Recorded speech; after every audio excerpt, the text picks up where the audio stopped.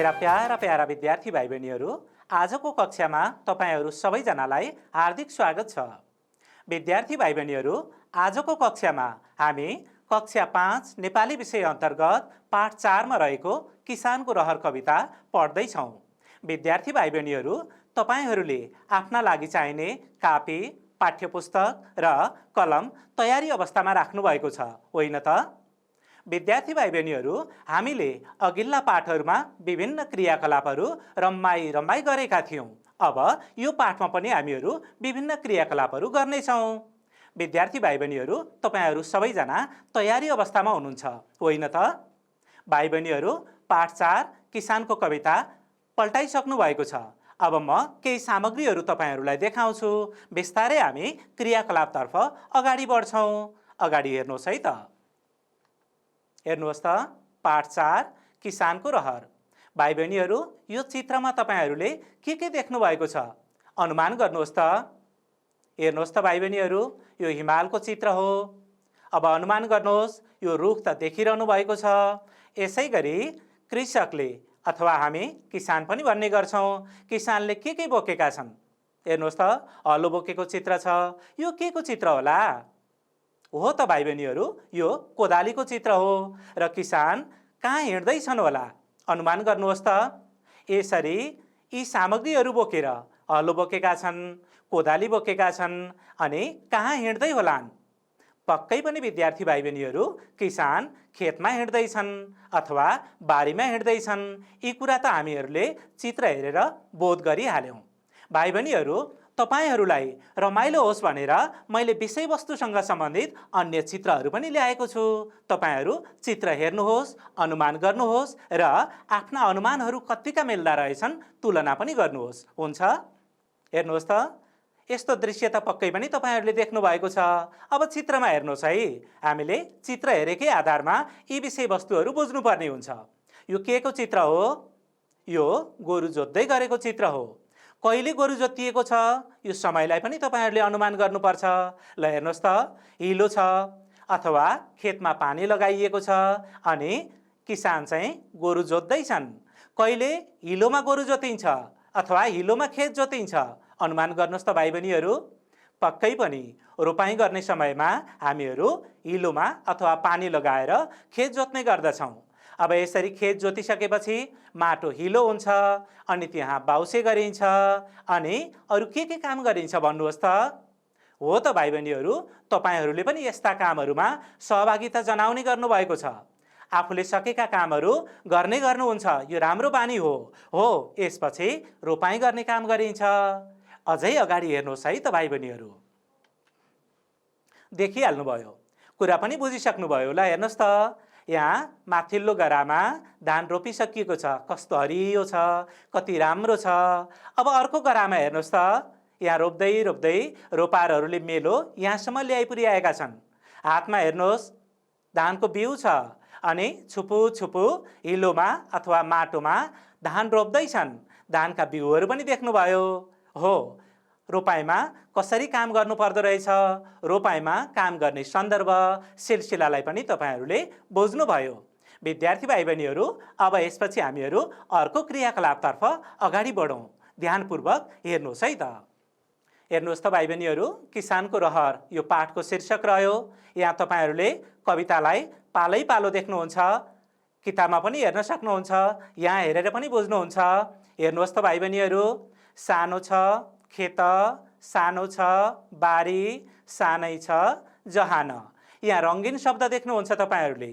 तपाईहरूलाई लय निकालेर अथवा भाका हालेर कविता गाउन सजिलो होस् भनेर मैले विभिन्न रङहरू प्रयोग गरेको छु।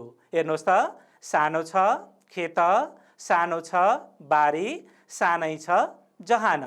अब तपाईहरूले यी प्रत्येक पङ्क्तिहरूलाई ख्याल गर्दै लय हालेर भाका हालेर कविता पाठ गर्नुपर्छ। तपाईहरूलाई कविता वाचन गर्न आउँछ नि? अन्य पाठहरूमा पनि हामीले यस किसिमका अभ्यास त गरेकै छौँ, तर पाठ अनुसारको लय चाहिँ फरक पनि हुन सक्छ। तपाईहरूले यो कुरालाई पनि एक्का राख्नुपर्छ। भाइ बहिनीहरू, ल हेर्नुहोस् त, सानो छ खेत, सानो छ बारी। मैले शब्दलाई केलाउँदै तपाईहरूलाई ध्यान दिन लगाइरहेको छु। सानै छ जहान, नगरी काम पुग्दैन खान साँझ र बिहान। हेर्नुहोस् त त्यहाँ लय आइरहेको छ, हामीले कथा पढे जस्तो अथवा निबन्ध पढे जस्तो भइरहेको छैन। कता कति भित्रभित्रै लय सलबलाइरहेको छ। अब लय दिनु पर्यो। यो कवितालाई विभिन्न लयमा गाउन सकिन्छ। तपाईलाई सजिलो होस् भनेर मैले यो लयलाई छानेको छु। नमुनाका रूपमा अरू लयहरू पनि सुनाउला, केही छैन। ल हेर्नुहोस् है त। सानो छ खेत सानो छ बारी, सानै छ जहान, नगरी काम पुग्दैन खान साँझ र बिहान। अर्को लयमा पनि गाउन सकिन्छ। हेर्नुहोस् त। सानो छ खेत सानो छ बारी, सानै छ जहान, नगरी काम पुग्दैन खान साँझ र बिहान। भाइ बहिनीहरू, यो रङ्गीन शब्दको अर्थ बुझ्नुभयो है? कहाँनिर लय लिनु पर्दो रहेछ अथवा स्वरलाई माथि उचाल्नु पर्दो रहेछ, कहाँ झार्नु पर्दो रहेछ भन्ने कुरालाई पनि ख्याल गर्नुहोस्। हेर्नुहोस् त। सानो छ खेत सानो छ बारी, सानै छ जहान, नगरी काम पुग्दैन खान साँझ र बिहान। हो, यसरी लय हाल्दै अथवा भाका हाल्दै हामीले कविता पाठ गर्नुपर्छ। सबैभन्दा पहिला म मेरा प्यारा प्यारा विद्यार्थी भाइ बहिनीहरूलाई लय सिकाउँछु। तपाईहरू पनि सँगसँगै गाउने अभ्यास गर्नुहोस्। ल हेरौँ है त। सानो छ खेत सानो छ बारी, सानै छ जहान, नगरी काम पुग्दैन खान साँझ र बिहान। बिहान पख झुल्किन्छ घाम देउराली पाखामा, असारे गीत घन्किन्छ अनि सुरिलो भाकामा, काँधको शोभा हलो र जुवा हातमा कोदाली, जीवन धान्न गर्नु नै पर्ने उकाली ओराली। अर्को श्लोक हेरौँ त भाइ बहिनीहरू। तपाईहरू पनि सँगसँगै गाउनुहोस् है। छुपु र छुपु हिलोमा धान रोपेर छोडौला, बनाई कुलो लगाई पानी आएर गोडौला, भनेर सानी पटुकी रातो बाँधेर झरेकी, धमिलो खोला बाढीले होला कसरी तरेकी, गालामा साना पसिना दाना मोती झैँ खुलेकी, घाम र पानी भोक र तिर्खा कसरी भुलेकी, सुसेली हाली बयेली खेल्छ बतास रातमा, जुनले पोख्छ शीतका थोपा धानका पातमा। भाइ बहिनीहरू, अब अर्को श्लोक पनि हेरौँ। सुनौला बाला झुलेर होला भुइँलाई छोएको, फलेको हाँगो कहिले छ र ननुहिरहेको, हिमाल हाँस्छ मिलाई सेता दाँतका लहर, किसान बनी जहान पाल्ने यो मेरो रहर, किसान बनी जहान पाल्ने यो मेरो रहर। भाइ बहिनीहरू, पक्कै पनि तपाईहरूले म सँगसँगै कविता पाठ गर्नुभयो। अब यसलाई समूहगत रूपमा तपाईहरू साथी मिलेर पनि वाचन गर्न सक्नुहुन्छ, दुईजना साथीसँग पनि वाचन गर्न सक्नुहुन्छ र एक्लै पनि वाचन गर्नुहोस्। यसरी लय मिलाई मिलाई कविता पाठ गर्दा अथवा कविता वाचन गर्दा कस्तो रमाइलो लाग्छ, कवितालाई भाका हालेर लय मिलाएर यसरी गाउन त सकिहाल्नुहुन्छ। मैले अघि पनि भने भाइ बहिनीहरू यस्ता विभिन्न तरिकाले गाउन सकिन्छ, तर तपाईँलाई सजिलो होस् भनेर मैले यो तरिका सिकाएँ। मैले अरू केही नमुनाहरू सुरुमा पनि भनेको छु। आफूलाई सजिलो लागेका नमुनाहरू यसरी सिक्दै वाचन गर्ने गर्नुहोस्। र भाइ बहिनीहरू वाचनको क्रममा यी रङ्गीन शब्दलाई ख्याल गर्नुभयो भने पनि तपाईँहरूलाई लय मिलाउन धेरै सजिलो हुन्छ। र अर्को कुरा भाइ बहिनीहरू, तपाईहरूले कविता पाठ गर्दाखेरि शब्द शब्दलाई ख्याल गर्नुपर्छ, वर्ण वर्णलाई ख्याल गर्नुपर्छ, त्यहाँ प्रयोग भएका चिन्हहरूलाई पनि ख्याल गर्नुपर्छ र लय मिलाएर एकदम राम्रोसँग कविता पाठ गर्न सकिहाल्नुहुन्छ। भाइ बहिनीहरू यो अभ्यास आफ्नो फुर्सदको समयमा साथीहरूको समूहमा पनि गर्नुहोस्। यसो गर्दा झनै राम्रो हुन्छ। म मेरा प्यारा प्यारा नानी बाबुहरूलाई अब अर्को अभ्यासतर्फ अगाडि बढाउँछु।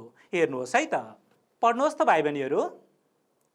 तलका शब्द प्रष्टसँग उच्चारण गर्नुहोस्। भाइ बहिनीहरू पाठको दोस्रो अभ्यासमा हामीलाई यो निर्देशन दिएको छ। यसलाई आधार मानेर हामीहरूले उच्चारण अभ्यास गर्नु पर्यो। तपाईहरूले किताबमा पनि यी शब्दहरूलाई हेर्न सक्नुहुन्छ। मैले केही सामग्रीहरू पनि ल्याएको छु। विद्यार्थी भाइ बहिनीहरू, म तपाईँहरूलाई पालै पालो उच्चारण गर्नुपर्ने शब्द देखाउँछु। तपाईँहरू उच्चारण अभ्यास गर्नुहोस्। हुन्छ? हेर्नुहोस् त भाइ बहिनीहरू, के लेखिएको छ उच्चारण गर्नुहोस् त। स्याबास भाइ बहिनीहरू, तपाईँहरूले राम्रोसँग उच्चारण गर्नुभयो। जहान। हेर्नुहोस् त, वर्ण वर्णलाई ख्याल गर्नुहोस् त। वर्ण वर्णलाई ख्याल गर्नुहोस् त। जहान, ज हा न जहान, ज हा न जहान। अब हेर्नुहोस् त, वर्ण वर्ण उच्चारण गर्दा चाहिँ ज हा न छुट्टा छुट्टै उच्चारण भयो। शब्दको रूपमा उच्चारण गर्दा जहान, जहान। सक्नुहुन्छ है? ल अब अर्को शब्दमा अभ्यास गरौँ। हेर्नुहोस् त भाइ बहिनीहरू, पढ्नुहोस् त। झुल्किन्छ, झुल्किन्छ, झुल्किन्छ। बुझ्नुभयो है? झुल्किन्छ सबैले भन्नुभयो। स्याबास भाइ बहिनीहरू, राम्रोसँग उच्चारण गर्नुभयो। अब अर्को शब्द हेरौँ। उच्चारण गर्नुहोस् त। यो शब्द के हो? काँध। क, कलाई आकार दिएको छ, त्यसभन्दा माथि चन्द्रबिन्दु दिएको छ अनि ध छ। उच्चारण गर्नुहोस् त। क, कलाई आकार, चन्द्रबिन्दु, ध, काँध। काँध, काँध, काँध। मैले वर्ण वर्ण छुट्याउँदा ध शुद्ध उच्चारण गरेको छु। हुन त सबै उच्चारण शुद्ध छन्। शब्दको रूपमा भन्न खोजेको भाइ बहिनीहरू हेर्नुहोस् त। काँध, काँध, काँध, काँध। छुट्टै उच्चारण गर्दा ध सग्लो उच्चारण भयो। काँध भन्दा त्यहाँ आधा उच्चारण जस्तो लाग्छ अथवा हलन्त उच्चारण भएको हुन्छ। काँध। सक्नुहुन्छ है? अब अर्को शब्द हेरौँ भाइ बहिनीहरू। यो त तपाईँहरूलाई सजिलो लाग्ने शब्द हो। उच्चारण गर्नुहोस् त। ब, बलाई आकार, ढ, ढलाई दीर्घ इकार। बाढी, बाढी, बाढी। स्याबास भाइ बहिनीहरू। अब अर्को शब्द हेरौँ है त। हेर्नुहोस् त भाइ बहिनीहरू। ध, म, मलाई इकार अनि के छ? ल, ललाई ओकार। धमिलो, धमिलो। सक्नुहुन्छ है? अब अर्को शब्द रहेको छ। हेर्नुहोस् त भाइ बहिनीहरू, के रहेछ? उच्चारण गर्नुहोस्। थोपा, थोपा। थलाई ओकार अनि प, पलाई आकार दिएको छ। बुझिहाल्नुहुन्छ? थोपा। भाइ बहिनीहरू, यसरी हामीलाई अभ्यासमा दिएका शब्दहरू मात्रै होइन, अन्य शब्दहरूलाई पनि एकदम प्रष्टसँग बुझ्ने गरी उच्चारण गरियो भने उच्चारण अभ्यास राम्रोसँग गर्न सक्छौँ। उच्चारण राम्रो भइसकेपछि पाठलाई वाचन गर्न, ससुर पठन गर्न, कविता वाचन गर्न राम्रो हुन्छ, राम्रोसँग सुनिन्छ। भाइ बहिनीहरू, अब उच्चारण अभ्यासपछि म तपाईँहरूलाई अर्को अभ्यासतर्फ अगाडि बढाउँछु। हेर्नुहोस् है त। अभ्यास 3 मा भनिएको छ, तलका शब्द सच्याएर कापीमा लेख्नुहोस्। शब्दलाई हामीले सच्याउनु पर्यो, अर्थात् त्यहाँ दिएका शब्दहरू अशुद्ध छन्, त्यसलाई शुद्ध बनाएर लेख्नु पर्यो। हेर्नुहोस् त, यी शब्दहरू अशुद्ध शब्दहरू हुन्। अब यसलाई हामीले शुद्ध बनाउनुपर्छ। भाइ बहिनीहरू, सेतो पाटीमा हेर्नुहोस् त, म लेखेर पनि देखाउँछु। हामीलाई दिएको शब्द देउराली, यस्तो शब्द दिएको छ। यो शब्द अशुद्ध छ। भाइ बहिनीहरू, अब यसलाई पुरै शुद्ध बनाएर लेख्नु पर्यो। हेर्नुहोस् त, सफासँग लेख्नु पर्यो। यहाँ चाहिँ तपाईलाई चिन्ह लगाइदिएको मात्रै हो, तपाईहरूले यसरी लेख्नु परेन। यहाँ बराबर दिनुहोस् अनि यतापट्टि शुद्ध शब्द लेख्नुहोस्। यस्ता अभ्यास त अघिल्ला पाठहरूमा पनि गर्नुभएको छ। अब पालै पालो अगाडि हेर्नुहोस् त, त्यहाँ शब्दहरू आउनेछन्। ल हेर्नुहोस् है त, यो अशुद्ध रूप भयो। अब शुद्ध रूप कस्तो हुँदो रहेछ भर्खरै सेतो पाटीमा पनि देख्नु भएको छ। अब अर्को शब्द हेर्नुहोस् त, शोभा। यो शब्द पक्कै पनि शुद्ध छैन भन्ने बुझिसक्नुभयो। अब तपाईलाई अप्ठ्यारो लाग्यो अथवा दोधार भयो भने पाठमा हेरेर पनि बुझ्न सक्नुहुन्छ। कतिपय शब्द हामीलाई गाह्रा लाग्छन्, अप्ठ्यारा लाग्छन्। आफूभन्दा ठुलाहरूलाई, जान्ने व्यक्तिहरूलाई पनि सोध्न सक्नुहुन्छ र जानेका शब्दहरू निर्धक्कसँग सफा अक्षरमा लेख्ने गर्नुहोस्। हेर्नुहोस् है त, यसको शुद्ध रूप शोभा। के फरक छ हेर्नुहोस् त, यहाँ पातलो सको प्रयोग भएको छ, यहाँ चाहिँ मोटो स प्रयोग भएको छ। अब अर्को शब्द हेर्नुहोस्, गोढौला। गोढौला अघि कविता पनि पढेका थियौँ हामीले, त्यहाँका शब्दहरूलाई पनि ख्याल गर्न सक्नुहुन्छ। यसलाई गोडौला लेख्नु पर्यो, होइन त? ल हेर्नुहोस् त, गोडौला। के फरक रहेछ यहाँ हेर्नुहोस् त, अरू सबै समान छन्। यहाँ ढको प्रयोग भएको छ, यहाँ चाहिँ ड वर्णको प्रयोग भएको छ। गोढौला होइन नि त, गोडौला। ठिक छ है। अब अर्को शब्द हेर्नुहोस् भाइ बहिनीहरू, अर्को शब्द हेर्नुहोस्, हेरिरहनु भएको छ है।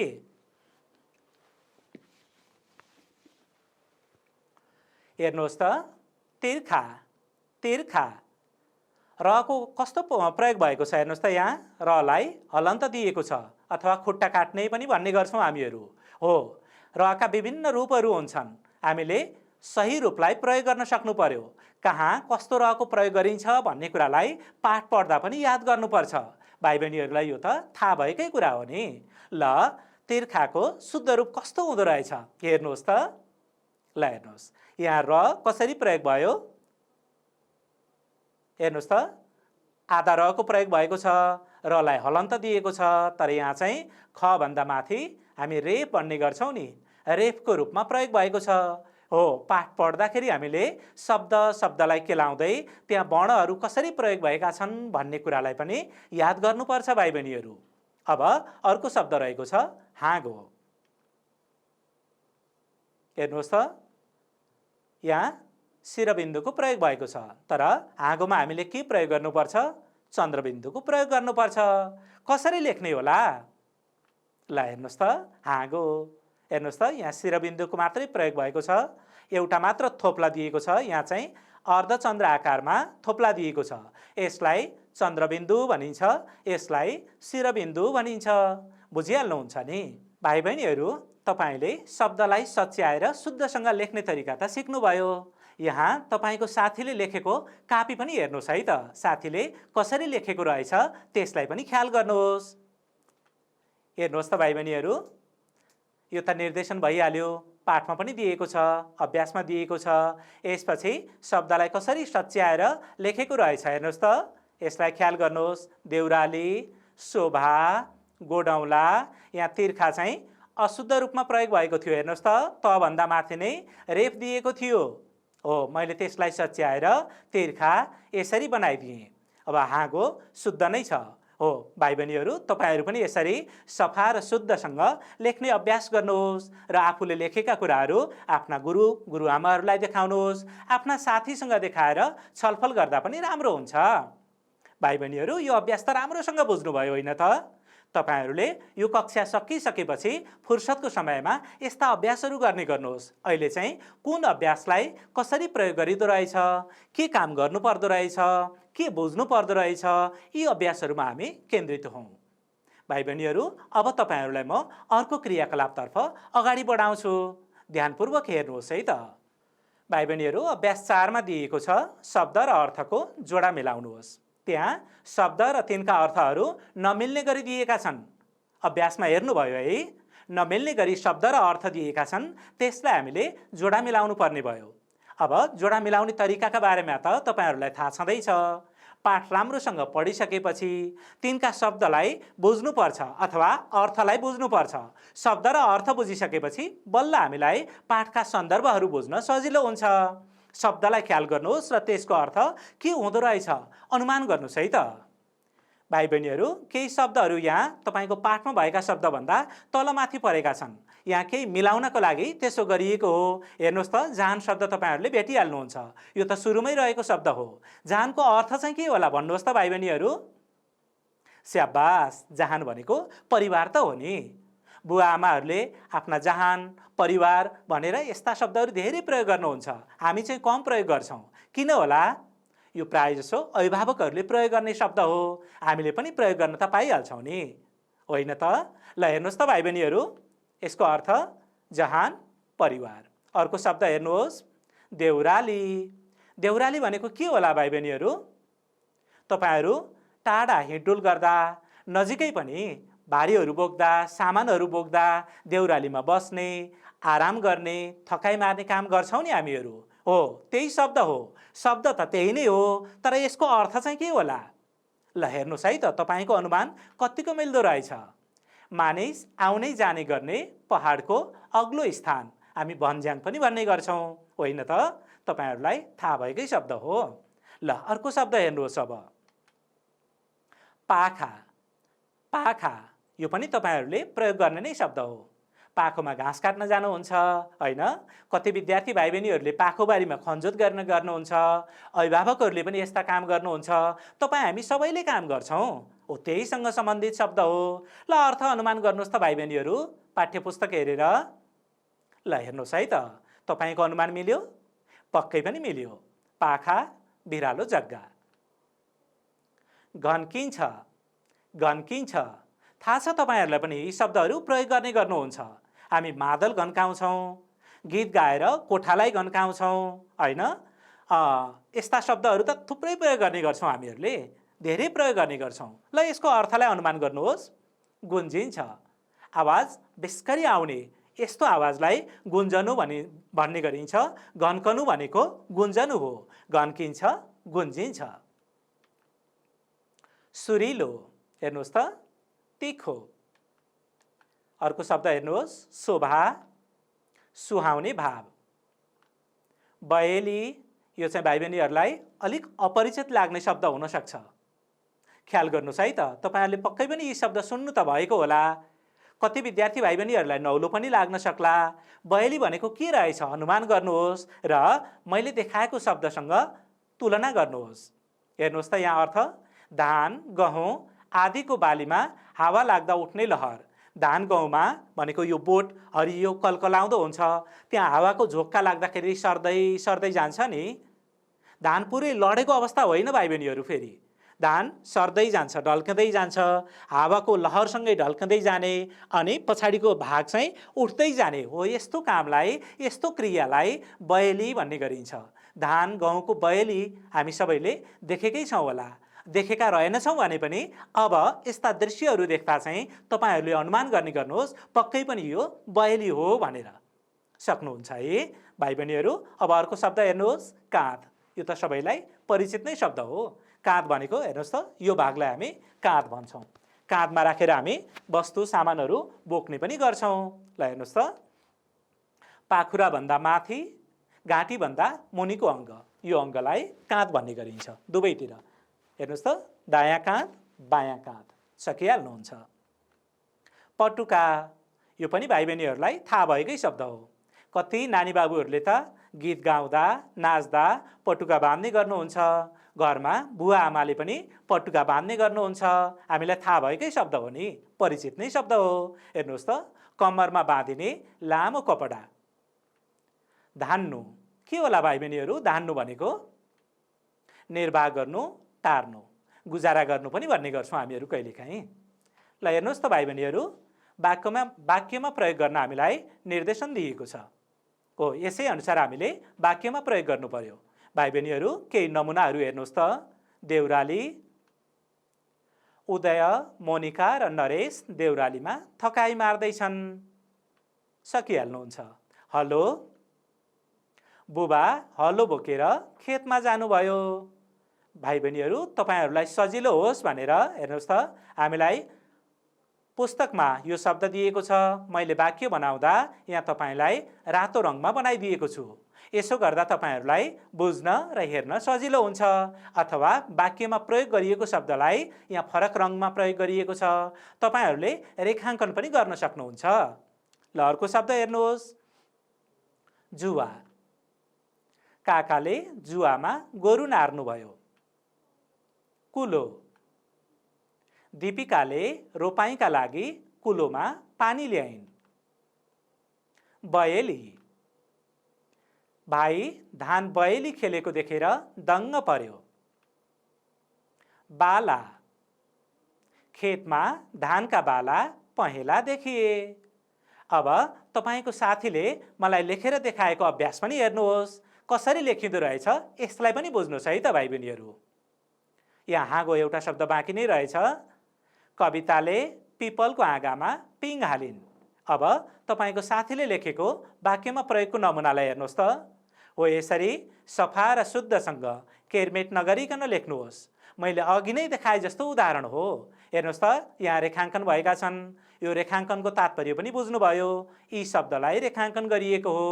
अनि सफा र शुद्धसँग लेख्दै रेखाङ्कन गर्दै छरिता स्पष्ट वाक्यहरू बनाउनु पर्छ। ल हेर्नुहोस् त कस्तो राम्रोसँग कस्तो सफासँग लेखिएको छ। अब यता हेर्नुहोस् त राम्रो छ भनेर मैले लेखिदिएको छु अनि मिति पनि लेखिदिएको छु। यसै गरी विद्यार्थी भाइ बहिनीहरूले यी अभ्यासहरूलाई निरन्तरता दिने गर्नुहोस्। सक्नुहुन्छ है। यी उदाहरणमा आएका वाक्यलाई नै बनाउनु पर्छ भन्ने छैन भाइ बहिनीहरू। तपाईहरूले शब्द र तिनका अर्थलाई बुझिसकेपछि आफूले बुझेको रूपमा प्रयोग गर्न सक्नुहुन्छ। यसलाई पनि हेक्का राख्नुहोस् है त। भाइ बहिनीहरू अब अर्को अभ्यासतर्फ अगाडि बढौँ। उस्तै सुनिने खालका दुई दुई शब्द लेख्नुहोस्। हेर्नुहोस् त उदाहरण, गोडौँला अनि छोडौँला जोडौँला। गोडौँला छोडौँला जोडौँला। बुझिहाल्नुभयो। अब हेर्नुहोस् त उकाली। यो शब्दको उस्तै रूप अरू कुन कुन शब्दहरू हुन्छन् होला। विद्यार्थी भाइ बहिनीहरू सेतो पाटीमा म तपाईहरूलाई यी नमुनाहरू देखाउँछु। हेर्नुहोस् है त। हेर्नुहोस् त हामीलाई दिएको शब्द के छ, उकाली। भाइ बहिनीहरू उस्तै रूपमा उच्चारण हुने शब्दलाई हामीले ख्याल गर्नुपर्ने हुन्छ। उस्तै उस्तै उच्चारणलाई ख्याल गर्नुपर्ने हुन्छ। हेर्नुहोस् त यहाँ उ छ, कलाई आकार दिएको छ अनि लीलाई इकार दिएको छ। जस्तै थकाली। यसको भिन्नता पनि बुझ्नुहोस् है। यहाँ उ को ठाउँमा हामीले थ वर्ण राख्यौँ अनि काली भन्ने शब्द, यो शब्द जस्ताको तस्तै प्रयोग भएको छ। शब्द उस्तै उच्चारण हुन्छ। अब हेर्नुहोस् त उकाली थकाली, उकाली थकाली। अरू शब्द पनि हुन्छन्। ल अर्को शब्द पनि हेर्नुहोस् त उकालीसँग मिल्दोजुल्दो, उकाली ओराली। हेर्नुहोस् त यहाँ चाहिँ काली, यो शब्द यहाँ जस्ताको तस्तै परेको छ। अगाडि थ वर्ण मात्रै थप्यौँ हामीले। अब कालीको सट्टामा यहाँ राली प्रयोग भयो। अझै अगाडि हेर्नुहोस् यहाँ ओ वर्ण थप्यौँ, उकाली ओराली। उस्तै कसरी भयो हेर्नुहोस् त। यो कुरा पनि तपाईहरूले बुझ्नुपर्छ। यहाँ कलाई आकार दिएको छ, यहाँ रलाई आकार दिएको छ, यहाँ ली वर्ण प्रयोग भएको छ। यो शब्दमा पनि ली वर्ण नै प्रयोग भयो। हेर्नुहोस् त उकाली ओराली, उकाली थकाली। उच्चारण गरेर पनि हेर्नुहोस् मिलेको छ वा छैन। उकाली थकाली, उकाली ओराली। पक्कै पनि भाइ बहिनीहरूले बुझ्नुभयो। हो यसरी उस्तै उच्चारण हुने वर्णलाई हामीले ख्याल गर्दै अरू शब्दहरू थप्नु पर्यो अथवा उदाहरणमा दिए जस्तै दुई दुईवटा शब्दहरू थप्नु पर्यो। विद्यार्थी भाइ बहिनीहरू अगाडि हेर्नुहोस् त। तपाईहरूले अनुमान गरेका र मैले देखाएका सामग्रीहरूमा के भिन्नता रहेछ। भिन्नता भयो भने त्यसलाई तुलना गरेर बुझ्ने कोसिस गर्नुहोस्। नबुझिने त कुरै छैन, सजिलो अभ्यास हो नि। प्रायःजसो यस्ता शब्दहरू हामीले कवितामा भेट्टाउन सक्छौँ। हो, तपाईहरूले विभिन्न कविताका पुस्तकहरू पढ्नुहुन्छ, त्यहाँ पनि यस्ता शब्दहरूलाई ख्याल गर्नुभयो भने बुझ्न सजिलो हुन्छ भाइ बहिनीहरू। हेर्नुहोस् त, उमाली उचाली, उमाली उचाली, उकालीसँग उस्तै वर्ण सुनिने अरू दुईवटा शब्दहरू यी भए। अब थप अभ्यास हेर्नुहोस् त, शब्दहरू हेर्नुहोस्। तरेकी के हुन्छ होला? झरेकी सरेकी, उस्तै सुनियो, तरेकी झरेकी सरेकी।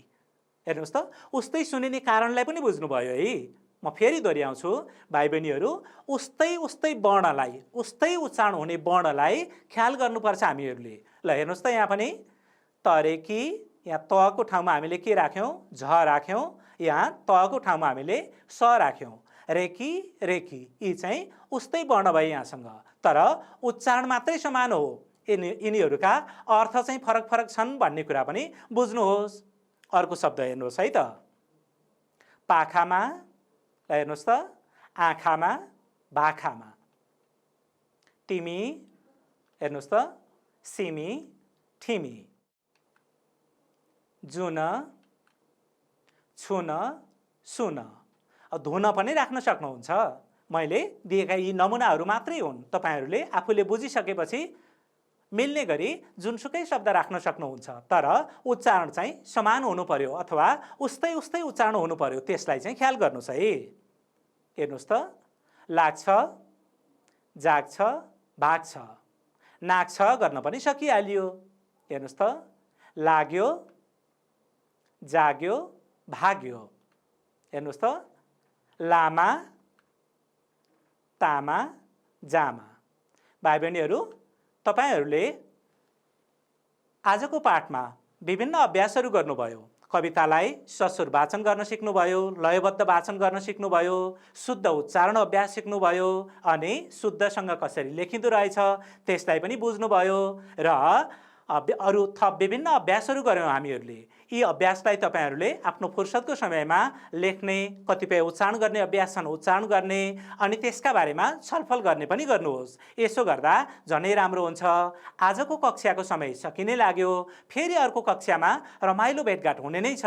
म मेरा प्यारा प्यारा विद्यार्थी भाइ बहिनीहरूसँग बिदा माग्ने अनुमति चाहन्छु। सम्पूर्ण विद्यार्थी भाइ बहिनीहरूले सक्रियतापूर्वक भाग लिएकोमा सबैलाई हार्दिक धन्यवाद। आजको कक्षाबाट बिदा चाहन्छु। नमस्कार।